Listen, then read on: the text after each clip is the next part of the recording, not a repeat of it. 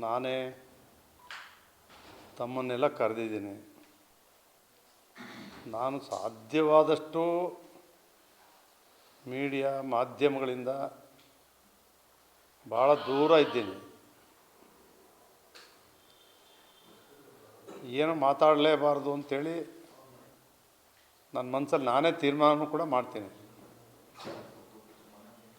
ನನಗೆ ಗೊತ್ತಿಲ್ಲ ಯಾಕೆ ನನ್ನ ಹೆಸರನ್ನ ಪದೇ ಪದೇ ತೆಗಿತಕ್ಕಂಥದ್ದು. ನಾನು ಆವತ್ತೂ ಹೇಳಿದ್ದೀನಿ, ಇವತ್ತು ಹೇಳ್ತೀನಿ. ಚಾಮುಂಡೇಶ್ವರಿ ವಿಧಾನಸಭಾ ಕ್ಷೇತ್ರದ ಜನರ ಸಮಸ್ಯೆಗಳನ್ನು ಆಲಿಸ್ತಕ್ಕಂಥದ್ದು, ಆ ಕ್ಷೇತ್ರದ ಬಗ್ಗೆ ಸಾಧ್ಯವಾದಷ್ಟು ಶಕ್ತಿ ಮೀರಿ ಅಭಿವೃದ್ಧಿ ಕೆಲಸಗಳನ್ನ ಮಾಡಬೇಕು ಅಂತಕ್ಕಂಥ ಪ್ರಯತ್ನವನ್ನು ನಿರಂತರವಾಗಿ ನಾನು ಮಾಡೋದು ಬಿಟ್ಟರೆ ಬೇರೆ ಯಾವುದೇ ಯೋಚನೆಗಳು ನನ್ನ ತಲೆಯಲ್ಲಿಲ್ಲ. ನಿಮಗೆ ಮೈಸೂರಿನಲ್ಲಿ ಮಾಧ್ಯಮ ಮೀಡಿಯಾ ಎಲ್ಲರೂ ಕೂಡ ಗೊತ್ತು. ನಾನು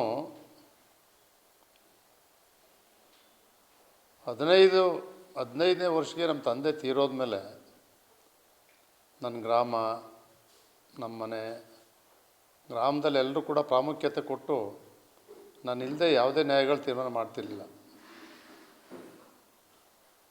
ಒಂದು ಯೂತ್ ಕ್ಲಬ್ ಮಾಡಿ, ಯುವಕರ ಸಂಘ ಮಾಡಿ, ಆ ಮೂಲಕ ಗ್ರಾಮ ನೈರ್ಮಲ್ಯ ಮಾಡಿ, ಕಾಂಪೋಸ್ಟ್ ಗೊಬ್ಬರಗಳು ಮಾಡಿದಾಗ ಸ್ಯಾಮ್ಯುಯಲ್ ಅಪ್ಯಾಜಿ ಡಿವಿಷನಲ್ ಕಮಿಷನರು ನನಗೆ ಪ್ರಶಸ್ತಿ ಕೊಟ್ಟರು, ಈಶ್ವರ ಯೂತ್ ಕ್ಲಬ್ ಅಂತೇಳಿ.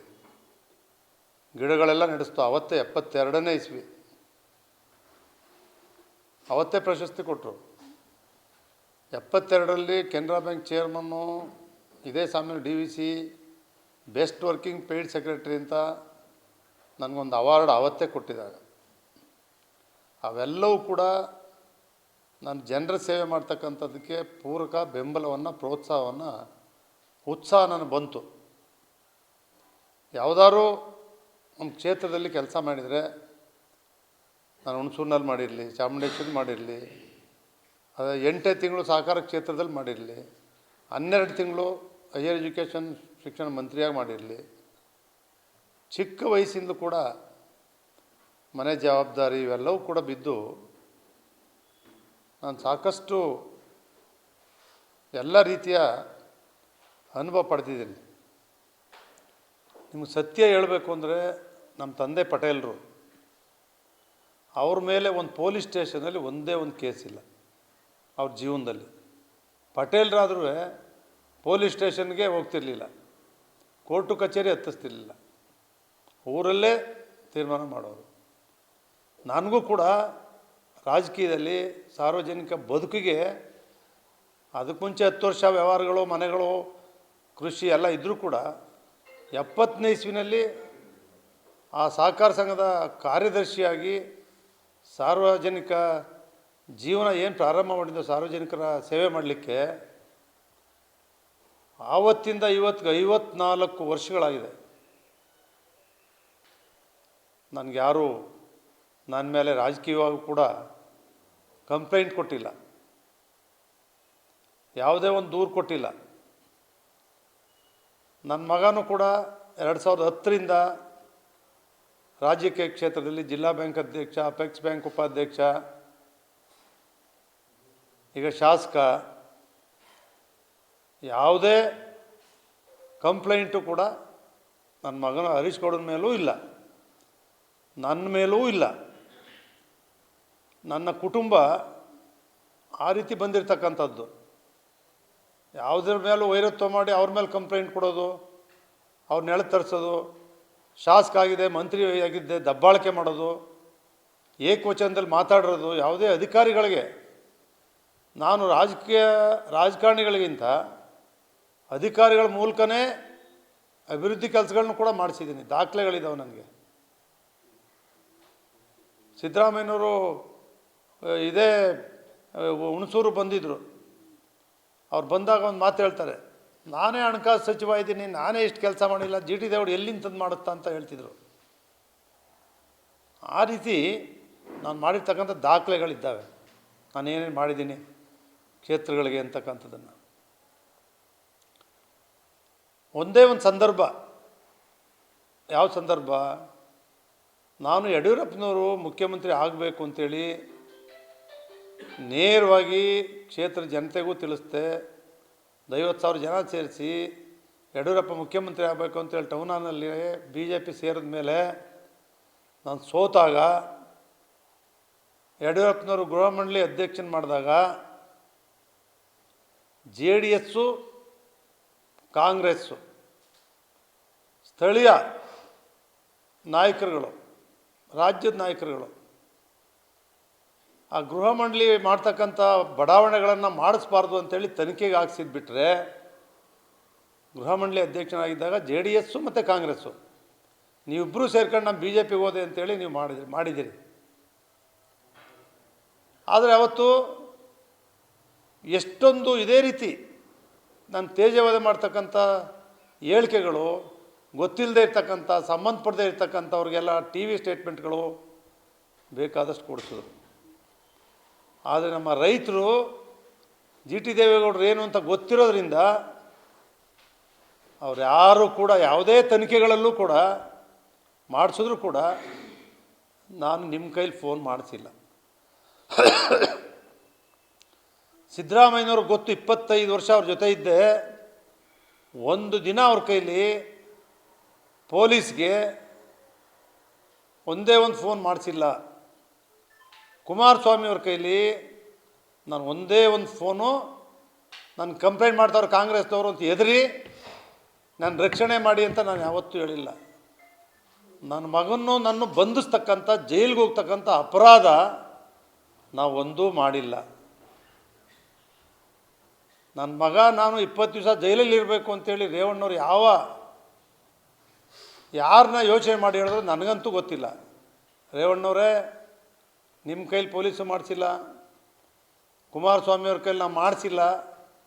ಯಾವುದೇ ಮುಖ್ಯಮಂತ್ರಿಗಳು, ಮಂತ್ರಿಗಳ ಕೈಲಿ, ಯಾವ ಮಂತ್ರಿಗಳಾದರೂ ಸರಿ, ಚಿಕ್ಕವನಿಂದ ಸಣ್ಣ ಹುಡುಗನಿಂದ ಹಿಡಿದು ಇವತ್ತಿನವರೆಗೂ 54 ವರ್ಷ ಸಾರ್ವಜನಿಕ ಸೇವೆಯಲ್ಲಿರ್ತಕ್ಕಂಥ ನನ್ನ ಮೇಲೆ ಯಾರೂ ಕೊಟ್ಟಿಲ್ಲ.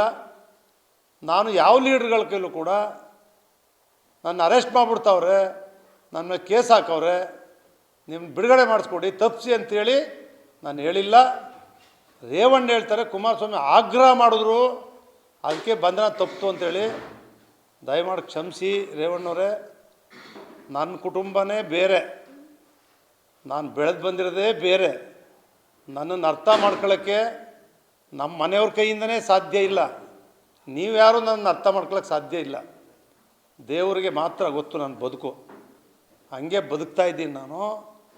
ದಯವಿಟ್ಟು ಈ ರೀತಿ ಅವನು ಜೈಲಿಗೆ ಹಾಕ್ಬಿಡ್ತಾಯಿದ್ರು, ನಾವು ತಪ್ಪಿಸಿದ್ದೀವಿ, ಈ ಹೇಳಿಕೆಗಳು ಜನರ ಮನಸ್ಸಲ್ಲಿ ಏನು ಹೋಗುತ್ತೆ? ನಾವು ಕಾಂಗ್ರೆಸ್ ಅವ್ರು ಮಾಡ್ತಿದ್ರು ತಪ್ಪಿಸ್ಬಿಟ್ಟು, ಇದನ್ನು ನಾನು ಅವ್ರನ್ನೇ ಕೇಳ್ತೀನಿ, ರೇವಣ್ಣವ್ರನ್ನೇ.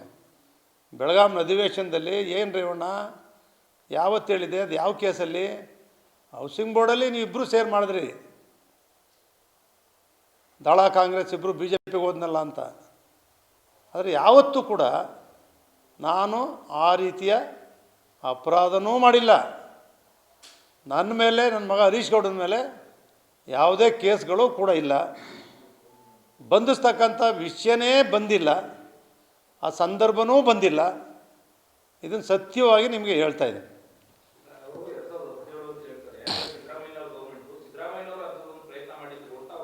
ಸಿದ್ದರಾಮಯ್ಯನವರು ಯಾವತ್ತೂ ಕೂಡ GT ದೇವೇಗೌಡರನ್ನು ಬಂಧಿಸಬೇಕು ಅಂತೇಳಿ ಸಿದ್ದರಾಮಯ್ಯನವ್ರು ಸೇರಿದಂತೆ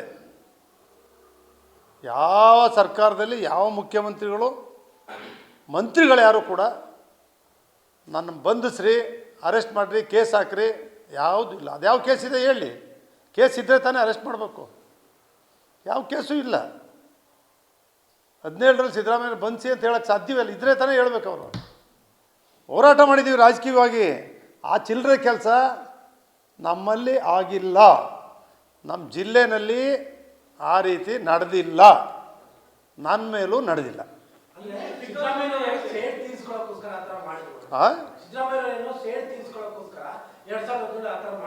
ಸಿದ್ದರಾಮಯ್ಯನವರು ಸೇಡ್ ತೀರಿಸ್ಕೊಳ್ಳೋಕ್ಕೆ ರಾಜಕೀಯ ಮಾಡಿದ್ದಾರೆ. ನಾನು ಸೋಲಿಸ್ತಕ್ಕಂಥ ಎಲ್ಲ ಪ್ರಯತ್ನವೂ ಕೂಡ ಮಾಡಿದ್ದಾರೆ. ಆದರೆ ವೈಯಕ್ತಿಕವಾಗಿ ಜಿ ಟಿ ದೇವೇಗೌಡನ ಮೇಲೆ ಕೇಸ್ ಹಾಕಿ ಅರೆಸ್ಟ್ ಮಾಡಿ ಯಾವತ್ತೂ ಕೂಡ ಹೇಳೋ ಸಂದರ್ಭ ಬಂದಿಲ್ಲ, ಹೇಳಿಲ್ಲ. ನನಗೆ ಅದನ್ನೇ ಅವ್ರು ಬೆಳಗಾವಿ ಅಧಿವೇಶನದಲ್ಲಿ ಬರ್ತಾರೆ. ನಾನು ರೇವಣ್ಣ ಭಾರಿ ಚೆನ್ನಾಗಿದ್ದೀವಿ, ಆತ್ಮೀಯತೆ ಇದೆ, ಒಟ್ಟಾಗಿ ಕೆಲಸ ಮಾಡಿದ್ದೀವಿ.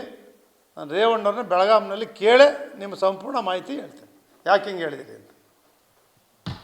ಅಷ್ಟೇ ವಿಷಯ, ಬೇರೆ ಏನಿಲ್ಲ. ಧನ್ಯವಾದಗಳು ತಮಗೆಲ್ಲ.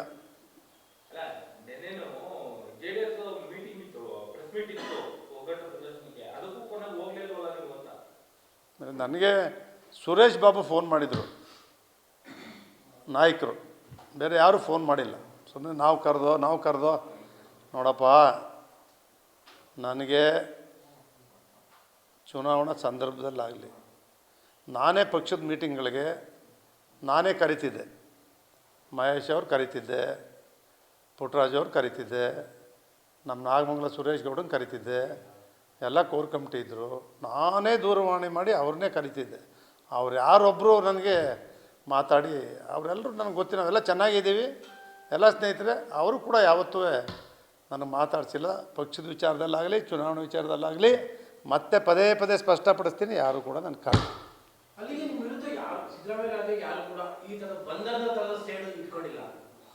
ಬಂಧನದ ಸೇಡ್ ಯಾರೂ ಇಟ್ಟಿಲ್ಲ ನನ್ನ ಮೇಲೆ, ಆ ರೀತಿ ನಾನು ನಡ್ಕೊಂಡಿಲ್ಲ. ಹಾಗಾಗಿ ಬಂಧನದ ಸೇಡ್ ಆಗೋ ಮಟ್ಟಕ್ಕೆ ನಾವು ಮಾಡಿಲ್ಲ, ಅವರು ಯಾವ ರೀತಿ ಪ್ರಯತ್ನ ಮಾಡಿಲ್ಲ.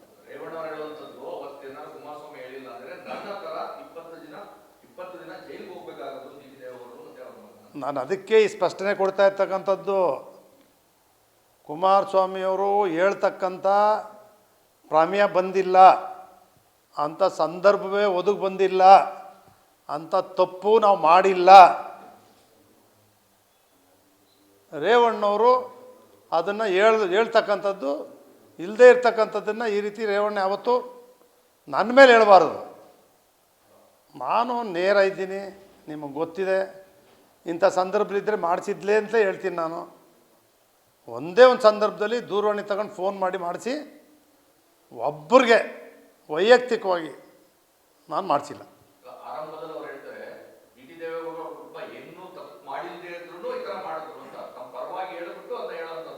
ನಾನು ಅದನ್ನೇ ಹೇಳ್ತೀನಿ, ಅದನ್ನೇ ಹೇಳಿದ್ದಾರೆ ನೋಡಿ. ಇಲ್ಲೇ ಅವ್ರ ಮಗ ಅವರು 20 ದಿವಸ ಇರಬೇಕಿತ್ತು, ನಮ್ಮಂಗೆ ಜೈಲಲ್ಲಿ ಅವರು 20 ದಿವಸ ಇರಬೇಕಿತ್ತು ಅಂತ ಹೇಳ್ತಾರಲ್ಲ, ಆ ಸನ್ನಿವೇಶ ನಮ್ಮ ತಂದೆಗೆ, ನನಗೆ, ನನ್ನ ಮಗನಿಗೆ 3 ಜನಕ್ಕೂ ಬಂದಿಲ್ಲ, ಬರೋದು ಬೇಡ ಅಂತೇಳಿ ದೇವರಲ್ಲಿ ಪ್ರಾರ್ಥನೆ ಮಾಡ್ತೀನಿ.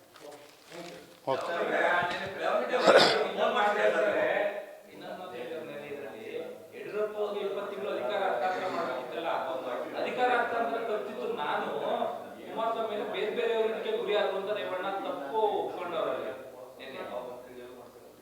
ನಿಮಗೆ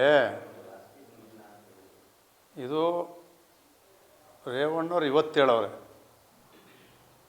ರಾಜ್ಯ ಜನಕ್ಕೆ ಗೊತ್ತಿತ್ತದೆಲ್ಲ, ಗೊತ್ತಿಲ್ಲ ಅಂತ ತಿಳ್ಕೊಂಡವ್ರೆ. ಎಲ್ರಿಗೂ ರೇವಣ್ಣ ಇವತ್ತು ಸತ್ಯ ಒಪ್ಕೊಂಡಿದ್ದೀನಿ, ಕ್ಷಮಿಸಿ ಅಂತಲೇ ಕೇಳವ್ರೆ.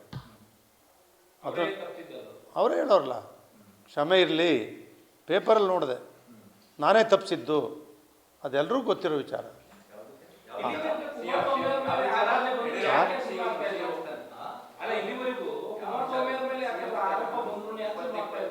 ಅದು ಯಾಕೆಂದರೆ ನೋಡಪ್ಪ, ನಮ್ಮ ಚಲುವರಾಯ ಸ್ವಾಮಿ ಇದ್ರ ಜೊತೆಯಲ್ಲಿ, ಜಮೀರು ಇದ್ದರು, ಬಾಲಕೃಷ್ಣ ಇದ್ದರು, ನಮ್ಮ ವಾಸು ಅವರು ಇದ್ದರು. ಇವರೆಲ್ಲರದು ಏನು ಅಂದರೆ ಕುಮಾರಸ್ವಾಮಿಯವರೇ ಉಪಮುಖ್ಯಮಂತ್ರಿ ಆಗಬೇಕು ಅನ್ನೋದು. ರೇವಣ್ಣವ್ರಿಗೆ ಉಪಮುಖ್ಯಮಂತ್ರಿ ಸಿಗಲಿಲ್ಲ ಅನ್ನೋ ಕಾರಣಕ್ಕೆ ರೇವಣ್ಣವರು ದೊಡ್ಡವ್ರ ಜೊತೆ ಮಾತಾಡಿ ಇದನ್ನು ತಪ್ಪಿಸೋದು ಅಷ್ಟೇ.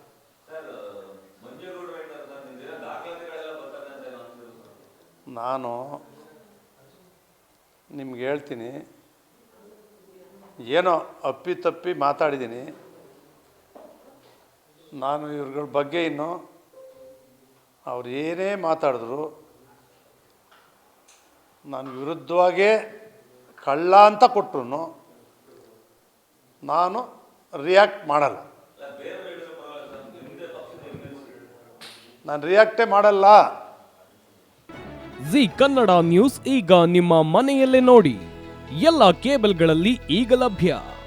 ಸನ್ Direct 292, Jio TV 1334, U Digital 162, City cable 51, GTPL 17, Abhishek cables 821, Rock Line telecommunication 51, Shri Basaveshwara number 60, Vinayaka digital number 53, In digital number 896ರಲ್ಲಿ. ನಿಮ್ಮಿಸ್ತದ ಜಿ ಕನ್ನಡ ನ್ಯೂಸ್ ನೋಡಿ ಆನಂದಿಸಿ.